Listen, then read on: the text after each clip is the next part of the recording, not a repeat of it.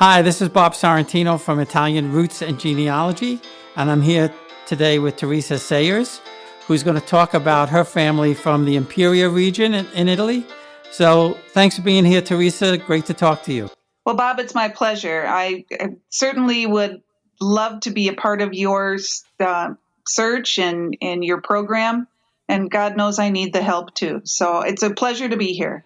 Well, thanks. So my first question for you is, when and why did you start tracing your family? Oh my, I started about 10 years ago when I heard about the program that Italy has, that if you have relatives in Italy, that all of their descendants are Italian citizens, you just have to prove it type of thing.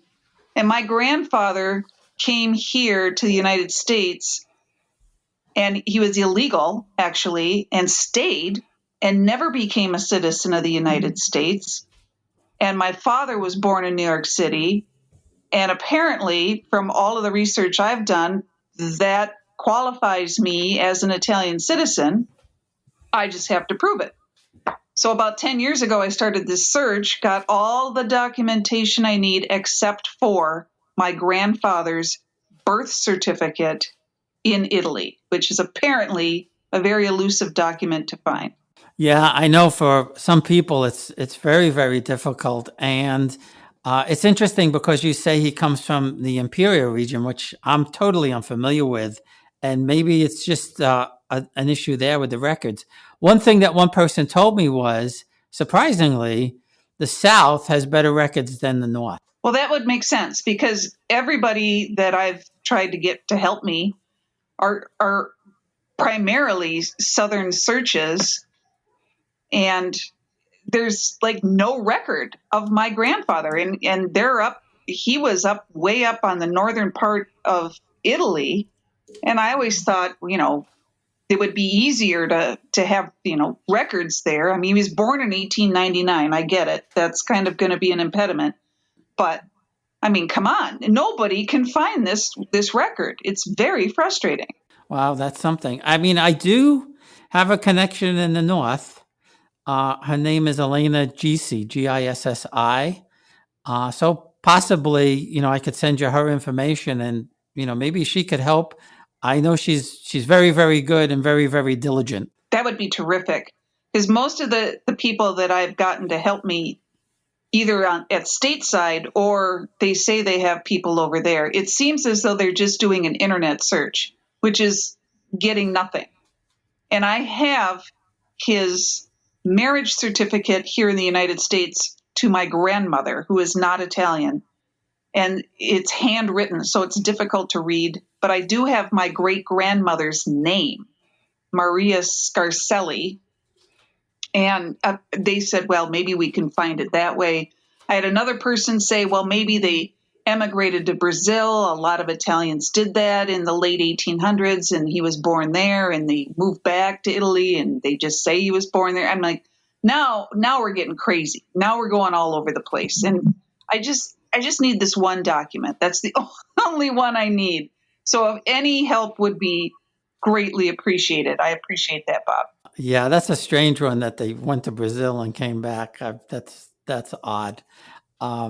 So you're kind of just stuck there. Even besides just trying to get the citizenship, you can't really get back any further because you can't find these records, right? Yes, that's correct. It's everything that I've seen on his documentation thus far, and I'm missing portions of it, but everything that I've heard from my father, who's passed on now, throughout my whole life, and all of the documentation I have so far indicates that my grandfather was born in Oneglia, Italy, which is like a suburb of Imperia, and that should be pretty, local. That should be a good clue, and apparently that's not happening. And now, if you tell me that the North didn't keep as good of records as the South, that would explain a lot of things. And that was interesting to me because you would assume the other way around, but from what I've learned, and I don't know when it started. I mean, they think they started keeping records long before there, but maybe it's just in that town or something like that. But when Napoleon started all the record keeping in Italy, the civil records, and the North kind of fought that, and I don't think they came on until sometime after, either just before or just after the unification. Well, that's interesting. Yeah, no, that is interesting. So let me ask you this. Now, have you done DNA tests? Not yet. My brother has. And the interesting part is the percentage of Italian is actually kind of low, which, if you think about it, and we kind of laughed about it at the time because, my father is half Italian and we all just assimilated to the Italian side. But if you think of all the plundering and pillaging and wars and armies going across Europe over the centuries, it's not too hard to imagine that, no one's 100% pure Italian, genealogically speaking. But I do plan on doing a test at some point just to see what my percentages are because, I'm different than my brother, obviously. Yeah, and I was just speaking to someone the other day, and I did a blog post on it because I'm not a scientist, so I still consider myself confused over it. But one of the ways that I saw that they explain it is if you got a big jar of jelly beans and put in, I don't know if it was 6 or 8 different colored jelly beans, and you picked out, 23 or 46, and your brother picked out 46, you obviously would have a different number of red, green, blue, yellow, that kind of thing. Yeah, that's kind of how it works. Uh-oh. That makes sense to me because I have 2 older brothers and the 3 of us really don't look a whole lot alike. So, and that's how it was explained to me. And I said, well, come on. I mean, we're at least a quarter Italian. And my older brother said, no, it doesn't work that way. And he kind of had a same thing about your thing with the jelly beans. It kind of made more sense when he explained it that way. So that's why I'm kind of curious to do the DNA test just to see how my percentages are different. Right. So now he did it. Did he, and he didn't find any links back to your father's family, or any, either close or distant cousins on the Italian side to ask? No, not yet. And he did the 23andMe test. And I'm kind of curious about that because actually my grandfather came to the United States and he was the only one. So he had a sister, which we think was an older sister, and we met her when we went to Italy in the 70s. And his niece, and I think there's a nephew, but everybody is in Italy. And most of them don't speak English. It's crazy. So my cousins, if I could call them on the phone, which I think I could do, I can't speak to them because my Italian is not that good. And their English is even worse. So there's no one here on the Italian side to compare DNA with unless they did the 23andMe out there in Italy. I don't know. Yeah, well, that's one thing that's interesting is that the Italians don't do the DNA test. I did living DNA because they're, besides doing Ancestry, I did living DNA because they're based in Europe. And I figured, well, if, anybody in Italy or France or Germany or any place out there was going to take a test, they would probably use that one. But I've had a few, very, very few hits on the Italian side, and they just don't do it. And even though I found relatives over there from my dad's mom that I never knew existed, because with her family, only her and her aunt came to the United States. Everybody else is still in Italy. So I figured maybe I'd find 1 or 2, but we were supposed to go in April, and of course that got canceled. So we're hoping to go in May. And I think what I'm going to do is buy a few kits and bring it over there. Well, that's a good idea. I really hope you get to do that. I really do, because that I think would be a really, really cool way to kind of branch out and find more people. That would be a really good idea. Yeah. And even though I know through the research that we're related. It's just nice to have that little extra bit. I found them, through Facebook and this is something that you may try. I found them through Facebook because my grandmother's maiden name was Piramalo. And you're probably aware that the women, even today, the women in Italy do not take their husbands' names. And so the Piramalo is a very, very uncommon Italian name. And so I was able to trace them. And once we started, talking back and forth, I was able to, confirm that they were actually, third and fourth cousins. Well, that is interesting. Now, I did recently learn that Italian women don't take their husbands' names, which bravo to them. That would be a really good avenue to try, is the Facebook thing, and to go off their last names. I'm going to try that. That's a really good tip. Thank you. Well, yeah, and especially if it's an uncommon name. Excuse me. If it's an uncommon name, you could go in with that and go in with the town or that local area, and that kind of narrows it down. In my case, when I found the Piramalos, I started telling them, well, this is my grandmother, my great grandmother, and my great great grandmother. And now, in my case, and the same thing with them, our third great grandparents and fourth great grandparents were nobility, so it was easier to track and put things together because you didn't have to go through records. There were other records in Italy that showed the lineage back 300, 400, 500 years. Wow. Okay, I'm not going to have that kind of luck. So I don't think my grandfather was. I think he was the absolute opposite of nobility. He was a kind of a nefarious person. Yeah, well, that's my mom's family. That's what's so interesting about my family. My mom's family were farmers from Bari, and I was able to actually get them back to the 1750s because the records in Bari are very, very good. And one other place, I don't know if you've tried Family Search at all.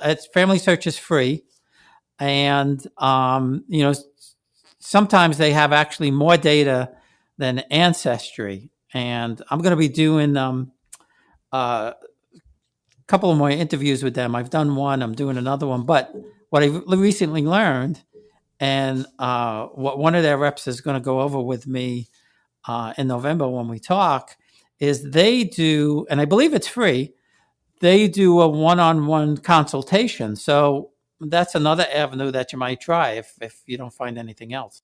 Family Search. Well, I'm going to definitely try that. Yeah, and their Family Search are the ones who are actually, they're similar to Ancestry. Ancestry is, associated with the Church of Latter-day Saints, and so is Family Search. But Family Search are the ones who are actually going around the world, and I didn't realize till I talked to one of them. They're the ones actually going around the world and doing the filming of all the birth, death, marriage records in pretty much every country. And they explain that they have these contracts with the various countries to go in there, look at the records. And right now it's mostly civil records in Italy, but they did tell me that they want to try and start doing some of the church records also. Well, that's interesting because I was thinking the reason I was having so much trouble is that his birth wasn't recorded in a civil office. It was probably recorded in a church. His baptismal was recorded in the church records. And okay, so which church?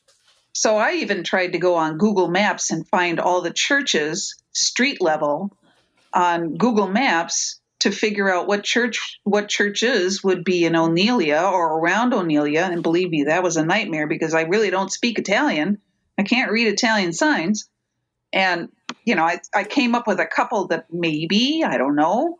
And everyone's like, well, just ask the consulate to help you. Well, the consulate's not going to help me. I've emailed them 3 times in Italian and I got nothing back. So I must have done something wrong. And I was very polite. Oh, it's just frustrating. But I will try Facebook and this family search. I think those are two very, very good avenues to try.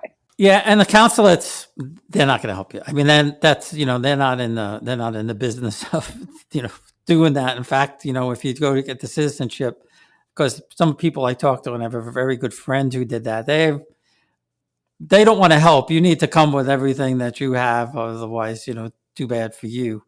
But like I said, Elena is she's really, really good. She's up in by the lake area up there in Italy. So she's north, and um, she could probably at least give you some insight whether she might be able to find this, or try and figure out how to do it. And an interesting story with her is she was never a researcher, and she got connected with somebody over here in the States who was trying to find her family, and they got together, and Elena helped her. And then from that, she decided that she was going to go into the business of doing, research for people. We'll be right back. Experience Italy like never before, traveling with a scheduled group or create your own bespoke tour with friends with PhilItaly.com. Pack your bags and follow Phil. That's www.philitaly.co.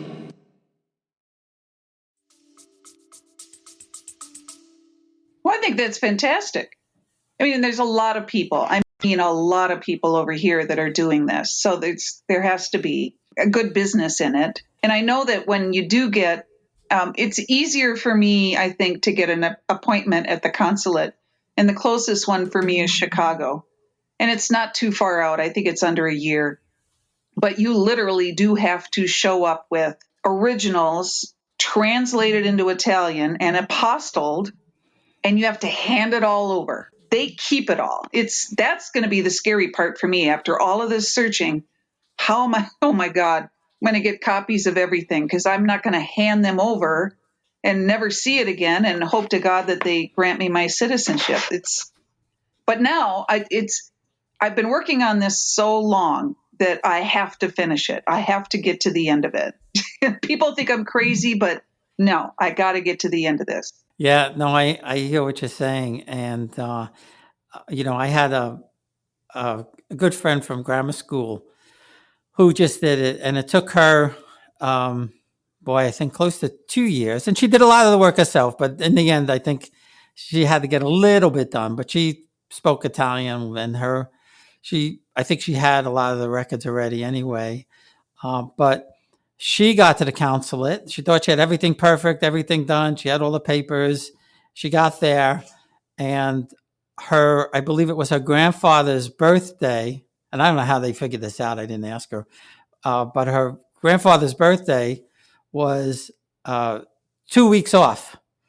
So he told her, you have to come back. And she cried a little bit, and he said, okay, you don't have to make another appointment. When you when you get it together, come back, and I'll do it for you. But she got her citizenship about 18 months ago, and she's been living in Salerno since then, and just got her Italian passport, I think about a week ago. That's fantastic. See, that's my fear, is that something's going to be off with my grandfather's birth certificate, that somebody's been lying. Somebody's, hasn't given us the correct information to even find the thing. And if we do find it, I'm being pessimistic. I'm being hopeful and pessimistic at the same time, because it's like something's off. But see, stories like your friend give me hope that it can be accomplished. Yeah, no, it gets accomplished. I mean, I've talked to a lot of people.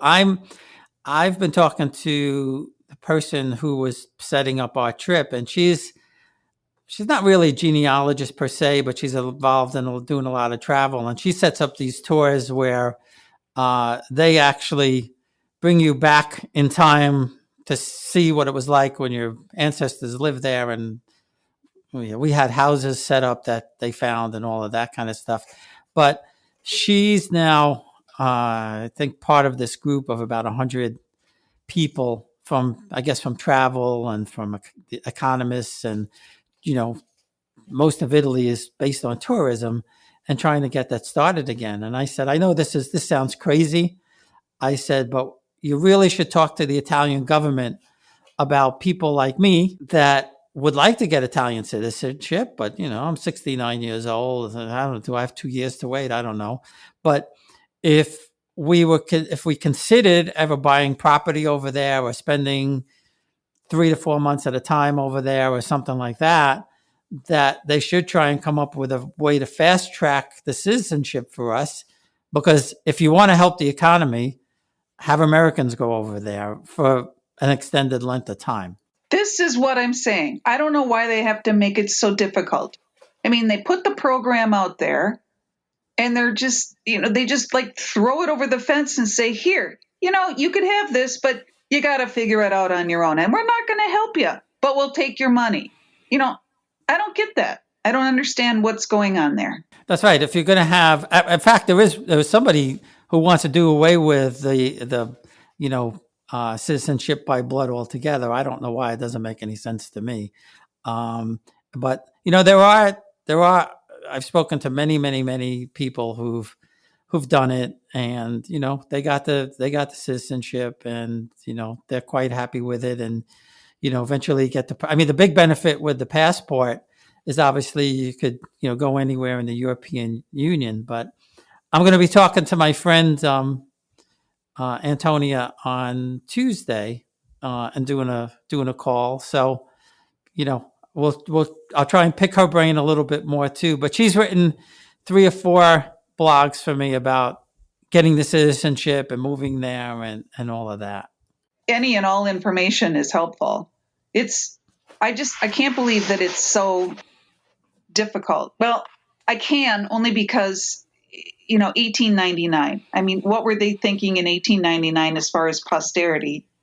And but the church was really good about keeping records. And so the civil thing was probably not as good, especially up north, evidently. But and there has to, I mean, if you think about it, 120 years of records in one little town or one little church, that's a lot. So, I mean, I can see the problem. I understand why this is difficult. I just don't understand why it has to be, so many roadblocks in the way. So, I mean, I appreciate programs such as yours because, any information, any little tidbit is so helpful. Well, no, thanks. And that's kind of why I'm doing it. I started out just doing a blog, but that was just kind of one way. And, now doing the podcast and actually talking to people about, what they found or what they've gone through. And then also, talking to some of the professionals who, I know can help. And most of them, are very, very reasonable with their pricing. And especially if you just need, a couple of pieces of information. I don't know any of them that say, well, if you don't spend $4,000, I'm not going to help you. Oh, that's true. I think the number of people that I've contacted to help me with this, either here or over there, have been extremely reasonable and pretty upfront and forthright. I mean, 100 euros, 80 some odd bucks. That's, and they're probably not getting out of their car and walking into the basement of some 300-year-old church, but it's a start anyway. And like I say, the more people I talk to, the more bits of information I get. It all adds up and it all helps. Yeah, some of them do go into the records and put on the white gloves and start looking through the paperwork. Well, that's the person I need to find, because evidently my grandfather was born in Oneglia, and in 1899 February. And for some reason, no one can find his birth certificate. And I can't imagine that his family was wealthy enough to, emigrate to Brazil for any length of time and then back again. I don't understand that whole, because he kind of got on a merchant ship and got a job and came across the Atlantic and landed in New Hampshire, I think, came down to New York City and found an Italian community, and they convinced him to stay. So he's like, all right, I'll stay. And he kind of jump ship, literally. I mean, he just didn't return back to his ship and his job. Then he met my grandmother a couple of years later, and they married, and then the rest is history. But I mean, he was never an educated man, and he never learned the language in America. He knew enough to get by, but he never spoke English fluently, and he never had a really good paying job.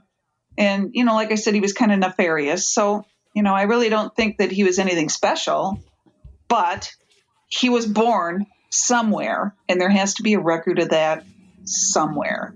Right. And I know you have to go, but I have one more question. Do you know where in New York that he settled and where he met your grandmother? Well, okay. So there's something about Manhattan before it was what it is today.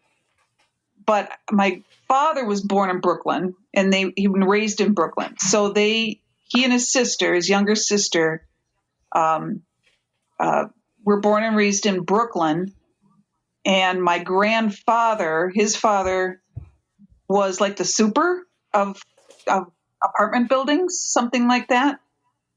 And then my father joined the Air Force when he was 17 and kind of escaped. I mean, it wasn't the best living situation for my father and my aunt, but it's all in Brooklyn. Borough Park, something about Borough Park. Yeah, Borough Park makes sense. There were a lot of Italians in New York to begin with, but Borough Park was the place to be, and there were a few mafia guys in Borough Park, that's for sure.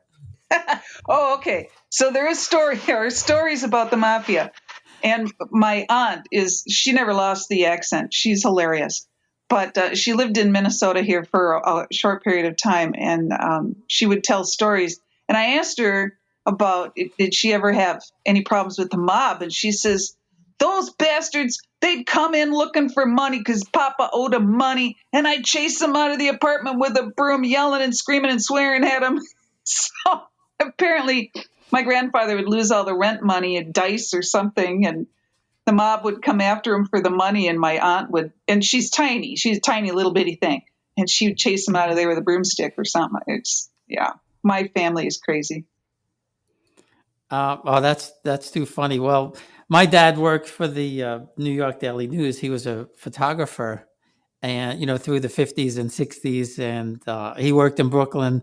And he's got photos of more than one Italian guy hanging out of a car or laying in the street or being dragged out of the water. Oh dear. So, well, yeah, it happened.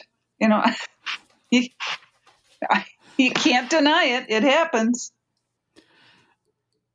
No, that's right. Well, this has been great. I will be sure to send you the links for Elena, and I'll send you some of the posts that Antonia did, specifically the one about her trials and tribulations about getting her citizenship.